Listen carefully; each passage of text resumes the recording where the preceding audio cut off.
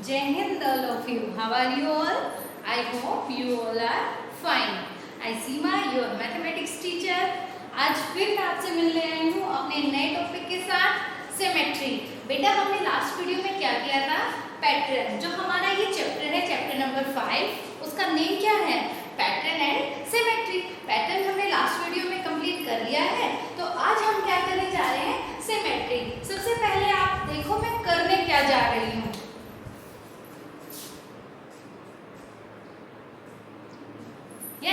क्या कर रही हूँ मैं? जो भी शेप्स मैंने बोर्ड पे ड्रा की हैं, मैं उनको इक्वल 2 पार्ट्स में क्या कर रही हूँ? डिवाइड कर रही हूँ। क्या हो रही है? ये चीजें डिवाइड हो रही हैं आपस में। लेकिन जो चीजें डिवाइड हो रही हैं वो तो एक सिमेट्री नहीं हो सकती ना। सिमेट्री होती क्या है, आज हम इसके बारे में पढ़ेंगे। मेरे पास बेटा जो ये शेप है, what is the name of this shape? Tell me. Yes, circle. ये क्या है? सर्कल। जब हम सर्कल को बिल्कुल इक्वल 2 पार्ट्स में डिवाइड करेंगे तो वो इस सर्कल की क्या होगी? सिमेट्री होगी। अभी हम देखेंगे जस्ट इसका बैक वाला साइड। यहाँ क्या किया मैंने? जो ये सर्कल है इसको 2 इक्वल है उसमें क्या कर दिया? डिवाइड कर दिया। हाफ पार्ट इधर, हाफ पार्ट इधर, और ये पार्ट क्या होने चाहिए डियर स्टूडेंट्स? बिल्कुल सेम होने चाहिए, बिल्कुल सेम। ये दोनों पार्ट्स क्या हैं? बिल्कुल एग्जैक्ट सेम है। यही क्या होती है? सिमेट्री। ओके, अगर हम इसकी सिमेट्री अगर यहाँ से कट करें या फिर इधर से कट करें तो वो क्या होगी? वो इक्वल सिमेट्री नहीं होगी। जो चीजें हमें बिल्कुल प्रॉपर अच्छे से मिले, अगर आपकी मम्मा आपके लिए चपाती बना रही है और वो सर्कल शेप में नहीं होती है तो वो अच्छी नहीं लगती, नहीं लगती ना। हमें चपाती सर्कल शेप की ही अच्छी लगती है क्योंकि वो उसका एग्जैक्ट फिगर है। अब इस सर्कल का एग्जैक्ट फिगर क्या है? ये है। अगर हमें इसको 2 इक्वल पार्ट्स में डिवाइड करना है और वो पार्ट्स बिल्कुल इक्वल हों, हर तरह से वो बिल्कुल कैसे हो? एग्जैक्ट बिल्कुल सेम हो, वो क्या होती है? सिमेट्री होती है। नेक्स्ट एग्जांपल, ये एक शेप मैंने आपके पास है। इस शेप को अगर हम बिल्कुल सेंटर से कट करें और ये बिल्कुल 2 इक्वल पार्ट्स में डिवाइड हो जाए तो वो क्या हो गई? इस शेप की क्या हो गई? सिमेट्री हो गई। अब इसको बिल्कुल हमने क्या किया? इक्वल पार्ट्स में से बिल्कुल इक्वल पार्ट्स इसके किए हैं। आप देखेंगे ये दोनों पार्ट्स बिल्कुल क्या है? एग्जैक्ट है, बिल्कुल सेम है। ये होती है सिमेट्री। ओके डियर स्टूडेंट्स, मैं यहाँ डिफरेंट कलर यूज करके आपको दिखा रही हूँ कि जो वो इक्वल पार्ट्स है, जो लाइन हमने यूज की है उससे ये क्या बनी? इसकी सिमेट्री। अब हम इसको इस तरह से भी बना सकते हैं और इसकी सिमेट्री इस तरह भी उससे भी हो सकती है। ठीक है, नेक्स्ट एग्जांपल,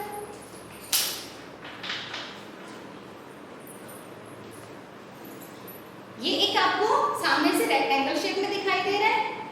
जब हमने इसकी बिल्कुल इक्वल सिमेट्री की है तो ये दोनों पार्ट्स क्या हैं? बिल्कुल इक्वल।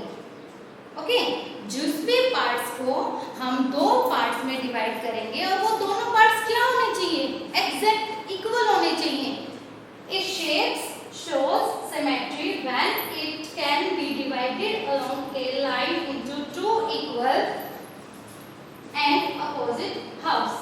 बिल्कुल जिस भी चीज का हमने हाफ कर दिया वो क्या होती है? सिमेट्री होती है। यही मैं आपको बताना चाहती हूँ।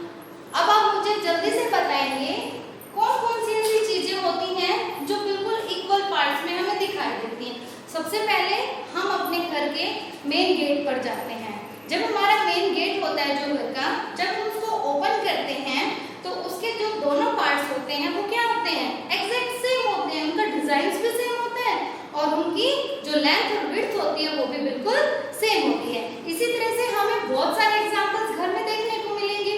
अभी जो हमारा रूम होता है, अगर हम उस रूम के बिल्कुल इक्वल 2 पार्ट्स कर दें, एक लाइन हम ड्रा कर दें तो वो भी क्या होगी? हमारे रूम की सिमेट्री हो गई। जो जो फिगर्स की मैंने यहाँ सिमेट्री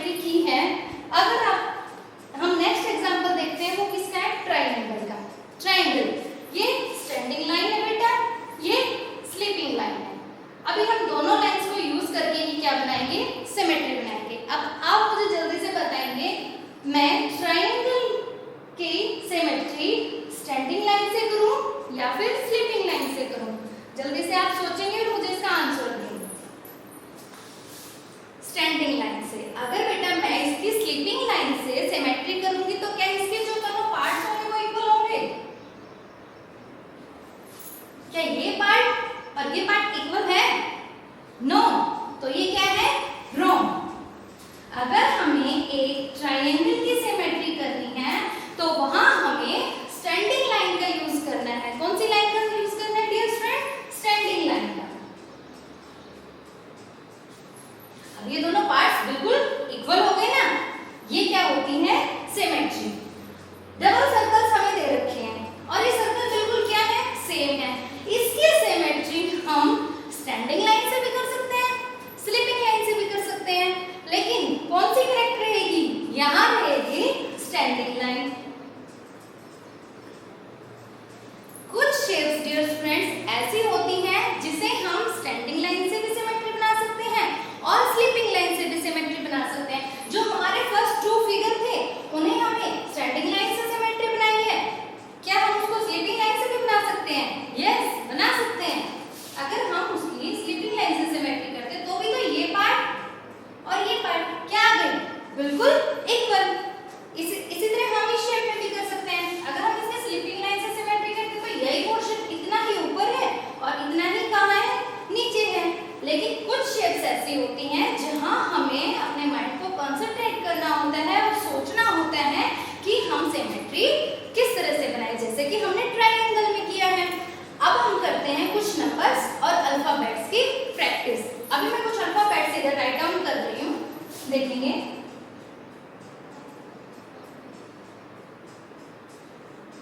सबसे पहले तो आप मुझे ये बताएंगे, ऐसे ए लिखा सुंदर लग रहा है या फिर ऐसे? ऐसे, क्योंकि इसकी एग्जैक्ट पोजीशन यही है। जो चीजें अच्छे ढंग से लिखी जाती हैं वही अच्छी लगती हैं। अब ये हमें ए शायद सुंदर नहीं लग रहा है, ये ए हमें अच्छा लग रहा है। नेक्स्ट बी, हम सिंपल बी यहां बनाएंगे। बी, सी, डी, ई, एफ, जी।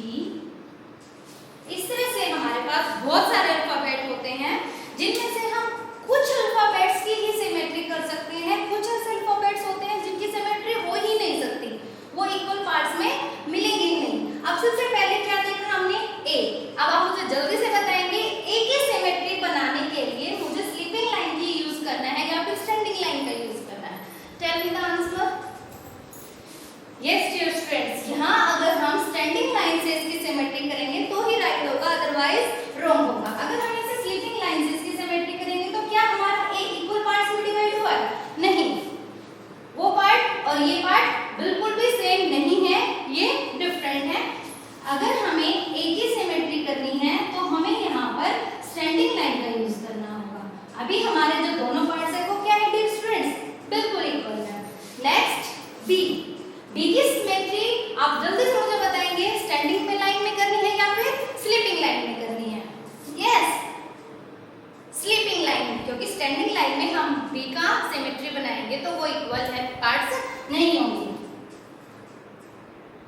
नेक्स्ट सी। सी भी स्लीपिंग लाइन में बनेगा। Next D. डी में भी हम कौन सी लाइन को यूज करेंगे? स्लीपिंग लाइन के स्टूडेंट। इसी तरह से हम अपने हर अल्फाबेट को चेक करेंगे कि उनकी सिमेट्री हम करेक्ट कैसे बना सकते हैं। अभी ई की सिमेट्री आप खुद बना के देखेंगे। एफ की सिमेट्री क्या बन सकती है? नहीं, क्योंकि ये एक ऐसा अल्फाबेट है जिसमें हम एफ की सिमेट्री नहीं बना पाएंगे, ना हम जी की बना पाएंगे। नेक्स्ट आता है एच। एच की सिमेट्री हम बना सकते हैं। ओके डियर फ्रेंड्स, ऐसे बहुत से एग्जाम्पल आपको मिलेंगे हमारे घर में। इधर उधर बाहर हम देखेंगे कि ऐसी कोई भी आइटम जिसकी हम सिमेट्री बना सकते हैं। मेरे पास जो ये वाटर बॉटल है, हम इसकी भी सिमेट्री बना सकते हैं डियर फ्रेंड।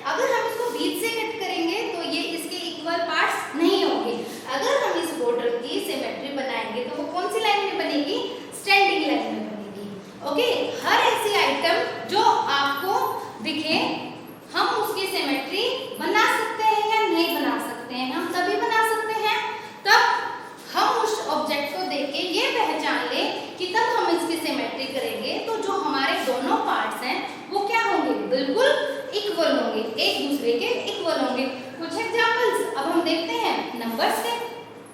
मैं कुछ नंबर्स राइट डाउन कर रही हूँ। 1 2 3 4 5 8 9 0। अभी हमें इन नंबर्स की सिमेट्री बनाने के लिए, 1 की सिमेट्री बनाने के लिए हमें यहाँ कौन सी लाइन का यूज करना है? Sleeping line. तभी इक्वल पार्ट्स हुए। क्या हम 2 की सिमेट्री बना सकते हैं? क्या 2 का हम सिमेट्री कर सकते हैं? नहीं डियर स्टूडेंट्स, क्योंकि 2 में हम किसी भी तरह से अपनी लाइन को यूज करेंगे, चाहे स्टैंडिंग या स्लीपिंग, इसके हम 2 इक्वल पार्ट्स नहीं बना सकते। 3 नो, 4 नो, 5 नो, 8 की हम बना सकते हैं। 8 की हम स्लीपिंग लाइन से सिमेट्री बना सकते हैं। ये ड्रा करने में थोड़ा सा हमें छोटा बड़ा दिख रहा है, लेकिन हम 8 की सिमेट्री बना सकते हैं। 9 की नहीं बनेगी, हम 0 की भी सिमेट्री बना सकते हैं। ओके डियर स्टूडेंट्स, यही है सिमेट्री। अब मैं चलती हूँ आपकी बुक की तरफ, जिसमें हमारी जो एक्सरसाइज है 5.3, इसमें कुछ एग्जांपल्स दे रखे हैं।